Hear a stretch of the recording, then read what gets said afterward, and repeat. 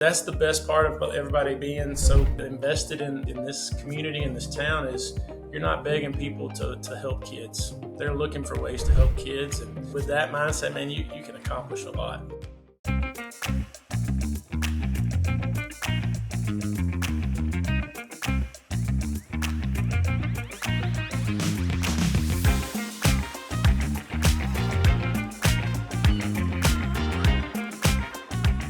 Welcome back to another episode of The Path Forward. As always, I'm your host, Dr. Rick Fernandez, where we talk education, innovation, and the blending of the two. I've got a first-timer out of the gate in the new 25-26 school year, Superintendent Munster ISD, Matthew Quick. Matthew, welcome to the show. And thank you so much for having me. It's a pleasure to be on here. Well, I know we were going back and forth, and it took us a little while to get it all together. I've had a little bit of a crazy summer, so I appreciate the patience. I've done a little bit of research as we were talking off air, but for the audience that may not know a lot about you or the district, can you give us a little bit of your story and then a little bit of the story of Munster ISD? Sure. So starting my 19th year in education, been in administration the last 12 or 13 years. Started off as a biology teacher and worked my way up, assistant principal in Buffalo, Texas, and then College Station, ISD, and was at Tatum High School the last 7 years as a high school principal. And I just finished up my first year here at Munster ISD as a superintendent, and about to start my second year as a superintendent, coming in about 3 days on the next Wednesday. So it's been an interesting journey, starting in the classroom and slowly working my way up. Both my parents are educators, and so education is a part of my family. My sister is an assistant principal. Dad's a retired coach. Mom was an English teacher. So it's just kind of in my blood, and it was not even a thought or a decision. It was already made, basically, that's what I was going to do. Growing up, so to speak. And so it's been a very interesting journey as the educational landscape has changed drastically from my time in the classroom versus my time as an administrator. No doubt. Let me ask you this. I got to ask you this. So your family being educators, when you kind of made the decision, all right, I'm going to start applying for a superintendent job or find the right spot, what was the reaction and feedback when they all kind of knew what the goal was? It was mixed because I don't have, both my parents never got into administration. And so it's kind of an uncharted area. My sister's a good bit younger than me. And so I was the first one to kind of break that barrier and make that, sometimes the administrator is the bad guy or the villain, or kind of create this negative connotation with it. You're them. You're one of them now, right? Yeah, you're sitting up in your office drinking coffee while I'm in the trenches trying to teach these kids how to learn and read and write and that. So that was kind of my main charge in getting in administration, was breaking that barrier and, having that bridge reconnected between administration and teachers, and, making teachers feel valued to the point where we're on the same side as opposed to us against them kind of deal. So no doubt. And I didn't mean to interrupt you there, but tell us a little bit about Munster ISD and why, what's your why for joining their team? So I have 3 kids. My oldest just graduated as a senior. I moved her senior year to come to Munster. And so kind of with that burden, I wanted to make sure that I was moving them to a place that was good for my career. But the most important thing was that it was good for them and that their education was at the forefront. And so a lot of research, public schools, all their data is available. So I just kind of dug in and looked at their academics. They had finished in the top 10 of the Lone Star Cup. Athletically, very well rounded. And so all that data kind of pointed me into, it's got 560 kids in the district, pre-K through 12. I've kind of got a small school background, minus College Station High School. That's kind of where I've found my niche. And so did some calling. Educational community is very well connected. And so made some calls, talked to some people, and got a lot of positive feedback. And then the interview really confirmed that with the board about their values on hard work and high expectations. Nothing's given, everything's earned. And Munster is unique in the fact that my staff, about 65% of them or so, graduated from Munster. So they graduate, go to college. A lot of them go to UNT or Oklahoma State or Texas Tech, and then they come back and become teachers here. And so they have a huge buy-in of it's not just a job, it's their community that they're investing in. And so they take it very seriously. We replaced, I think, 6 teachers this year, and most of them are retiring. So it's not like we don't have a huge turnover. And so we really have a very specific community that's focused around the school. And that's my favorite thing about small schools is the school is the town, and the town really backs up the school and everything that it does. And so anytime you need something or you're having an event, it's very well attended. They'll raise funds for you to have your needs met, and so it's just a real close knit community. Kind of got that vibe, and like I said, you talk to people, you stop at the grocery store when I interviewed here, and just kind of talk and get a good feel for it. And that's what it's been for my entire first year. They welcomed us in, and then really getting to learn the staff and how hard they are on themselves as well as their kids in the classroom and on the courts and on the field and in the athletic or academic realm of competition. It's just pretty much across the board. So it's a really neat place, and it has such a high focus on education. It's a fun place to come to work. So it's That's awesome. a positive experience. That's awesome, man. And I love that you feel like you found your niche, because that's always important and sometimes hard to do, because you can look at all the data you want, but until you get in that seat and you get some time, then people start showing you what they're really after and what they really want. And so you love the smaller setting. What are some of the challenges of a smaller setting that somebody that may not be acclimated or may not be their niche? Some of the things that, okay, if you don't do this well or you don't handle this, could be some potential pitfalls. So, one of the main things I think with smaller schools is a lot of all schools have to perform certain tasks because of the law and TEA and all those requirements. So regardless if you have 10 kids or 10,000 kids, there's certain requirements as a school you have to complete. And as a smaller school, obviously you have less kids, so you have less staff. And so a lot of times you have to perform the same number of tasks that a big school does with a third or even a tenth of the people. And so your hats or your responsibilities is exponentially larger. But your numbers are smaller, so it's manageable. But coming into this role as a superintendent, I've had to learn a vast array of district-wide leadership because we're so small that I wear a lot of hats with the business side and the HR side and the curriculum side. And so you have to become very well versed in many areas. And so it's really pushed me to learn a very much bigger gambit of what goes into running a district. And so you have to learn on your toes, and school finance is just crazy. It's a whole nother monster.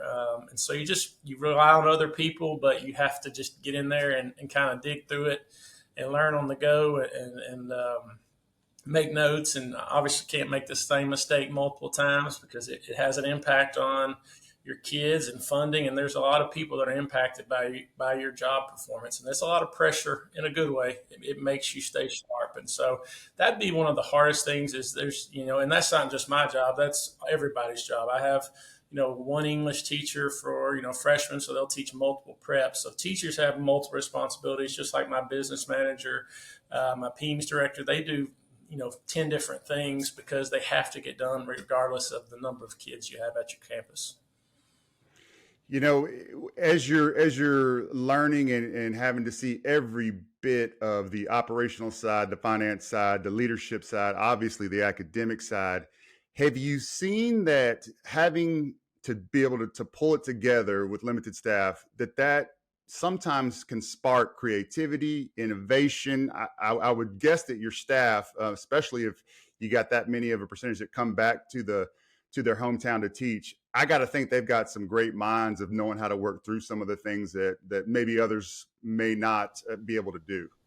For sure. And so, you have to be creative with what you have, because a lot of times you're like, all right, we have these kids, and they need a pathway. They have they have a career path that they're interested in, and it's not something we typically do, or we're trying to expand our CTE to include practicums. And so it's like, all right, well, what are some tasks? And so we reach out to the community, and you find ways to work with what you have, because the only other option is to say, sorry, kid, you're not getting to experience the full educational process, because we're limited on XYZ. So you find ways. Hey, we can't find a teacher to teach this subject, and you'll have a teacher step up and go, well, I can do that. Or have a staff member go, well, I can take those kids there. And so it's really, that's the best part of everybody being so invested in this community, in this town, is you're not begging people to help kids. They're looking for ways to help kids, and with that mindset, man, you can accomplish a lot. No doubt. I'm sure you guys would agree that AI is taking over everything in our world almost. And I haven't had the opportunity to speak to a smaller district about their approach. So because it may be different than what we see around the country or in larger districts. What has been the Munster approach to kind of figuring out, okay, what are we going to allow? How are we going to leverage? What do we need to be a little bit careful of? What's been the approach to artificial intelligence in Munster? So it's a relatively new concept, and so our first goal, and we're still working on this, is Sure. eliminating the fear of AI as an evil thing. And so understanding that it's here to stay, and it's not going to be something that's going to go away. And so really just like we spent a good bit yesterday training our staff on how it can be beneficial for the students, and how it can be used responsibly to cut out a lot of the busy work, or the trivial tasks that are time consuming, and that way they can spend more time on the learning aspect. And then also taking that perspective and applying it to the teacher themselves, and go, okay, all these spreadsheets or all these rubrics you were used to creating and spending all this hours to type up and figure out, AI can do that for you in 30 seconds. And so instead of spending all this time grading this assignment, you can get AI to do it, and now you can spend more time looking at your curriculum for the future assignments, and refining your craft to be more specific in delivery, instruction, retention, all those things. And so we're having a responsible approach to incorporating it into the learning process as an aid, and then also educating teachers and students on the downsides of just plagiarizing and letting it conjure up an idea for you, and really publicizing that it's not original thought, and therefore there's not any learning going on it, but it can be used as a benefit as well. Would you say that is there one like big ticket item or aha moment that's kind of bubbled up either for you or for the district that other educators, other districts should consider when adopting AI, or for that matter, not adopting AI? Any one big aha moment?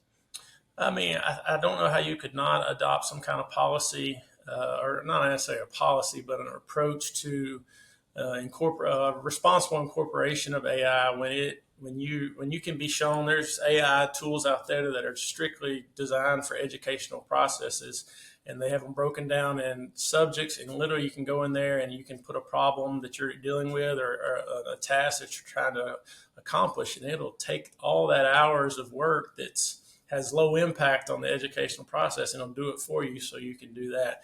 So that's really our main aha, is that we can become better educators by taking some of that time consuming paperwork, so to speak, and really focusing on what teaching is, and that's those relationships, and the type of delivery, and just some variable, and time is the biggest resource that teachers are always trying to find. And AI will allow you to have that. And so instead of being abrasive to it, you need to embrace it to some extent to help you get that time resource back. So that's that's our approach.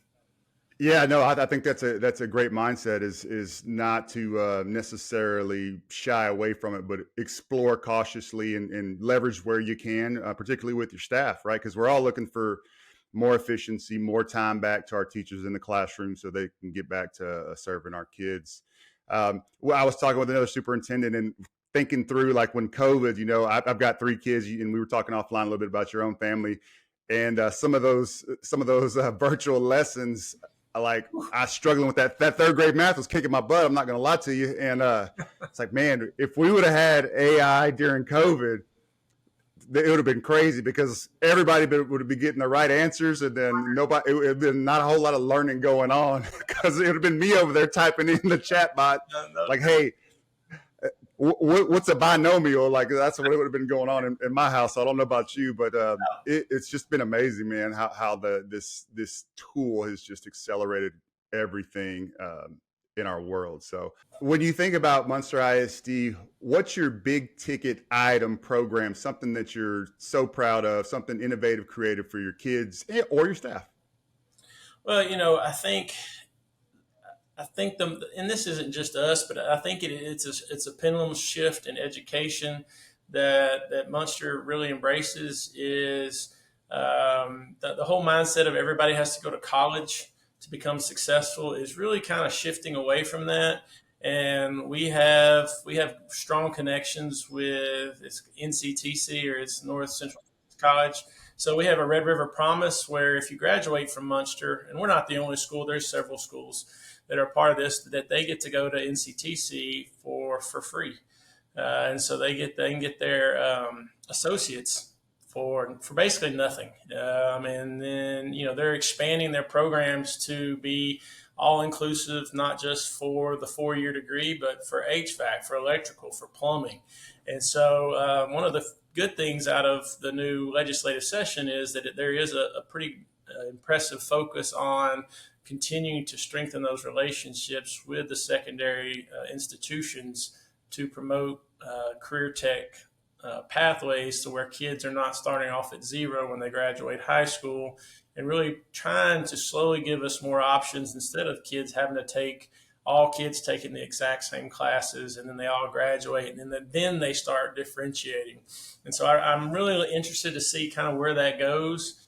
We're really expanding. We're trying to expand our CTE. Like this year, we're doing practicum for the first time, and that's where they have an extended period of time in our ag mech side. And so they're taking on these larger projects that require discipline as well as a skill. So we're going to try and look at doing some things with them, and really try and do some things in the community that meet those practicum requirements, while also doing something to help our fellow community members. So that's really where I'm looking forward to our innovative opportunities, is having that option to maybe customize our pathways to be a little bit more specific to what our kids are wanting to do, and also encouraging them that, you can go out there and go to a trade school and learn a craft and be highly successful without, a bachelor's degree. Bachelor's degree is great. It has a lot of opportunities, and we're supporting those that are interested in that, but you're also having a balance. So that's what I'm the most excited about. No, you're speaking my language, because the favorite thing that I was ever involved in was CTE related, and creating some academies for oil and gas. I love everything CTE. So you're nail on the head. And being in the private sector now for a few years, I get to hear and see all of exactly what you're speaking of, is where these Fortune 500 companies that used to have to graduate from Harvard and have an internship and all of these things, that is no longer the case. They need skilled workers, and quite frankly would prefer if they didn't learn it at the 4-year institution, because they train you to what they need. And that is, that's not just your local community type of businesses. That's everyone. So there's a premium on workforce and skill, and around the state, just as you talk to other superintendents, that's one place where I don't believe the legislature is ever going to pull money from. Like, if we were going to lean into something financially as a district, to me, that's the place to go 100%. So that's awesome to hear. And we can talk offline, because I probably can help support a little bit of that work, and some things I do for districts around the state. So that's awesome. All right, can I throw some curveballs at you now that okay. High school. What would your high school teachers say about you as a student? So my high school teachers would not probably say much about me because I was super quiet, didn't say a word. Literally got into the work study program my junior year so I could get out of there as fast as possible. Wasn't involved in anything. A little bit of sports. Did National Honor Society so my mom wouldn't be mad at me. That kind of deal. And so in high school I was like, I don't know. I just was not into it. It was not for me because it just felt very mundane. And so they probably would die if they knew I was a superintendent.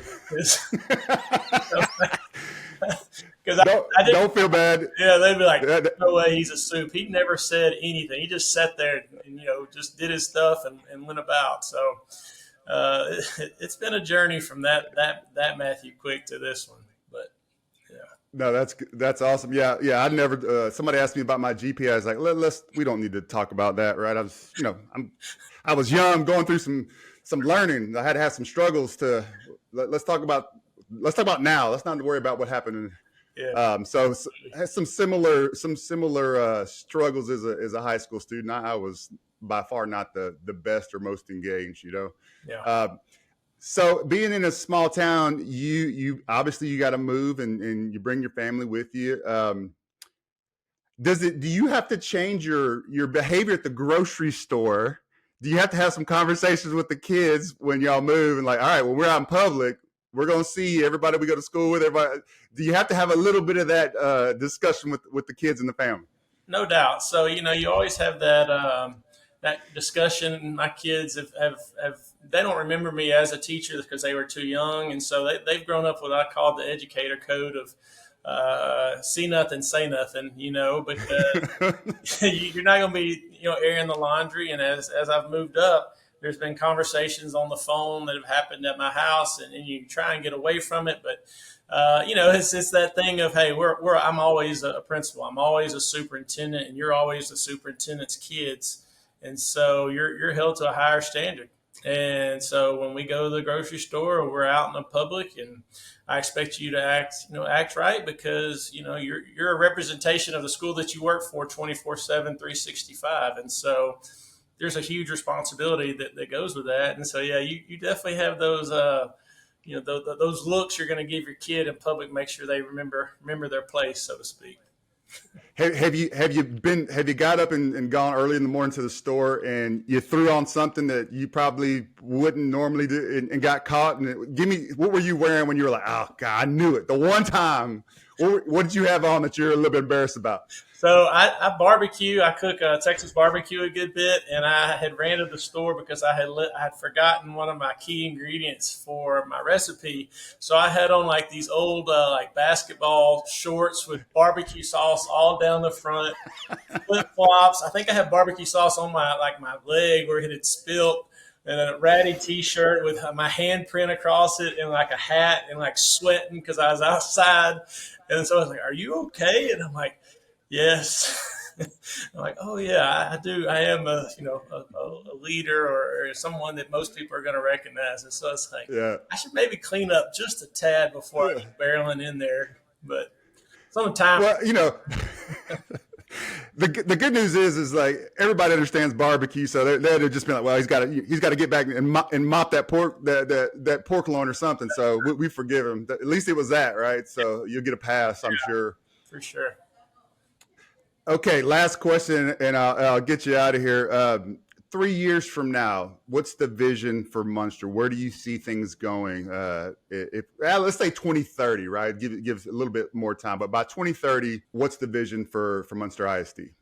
Well, I think the vision is always going to be to create well-rounded, educated people, because you're feeding into your future by them being well-rounded to come back and contribute to society and keep a strong economic growth in our area. We're about 20 miles, 15 miles from a major interstate.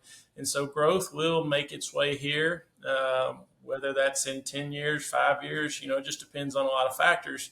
So our main focus is continuing to keep the main thing, and that's doing what's right for kids, no matter what legislative comes out, new laws, new trends, things like that. We're still going to be doing what's right by kids, because it has an impact on us as well, because we live in this community, and so we want it to be the place that it is now, and you need to improve on that. And so, no matter what happens, no matter how much funding they cut or give, those priorities and goals are going to stay the same. And so, I think that's your main thing, because every year there's a new trend, there's a new process, there's a new obstacle. And so, you can really get lost in the weeds trying the newest thing, or you get distracted by a new problem that you've never experienced in your career. And so you really got to keep those core values at the forefront so that you're continually pushing forward in the learning process and in the community.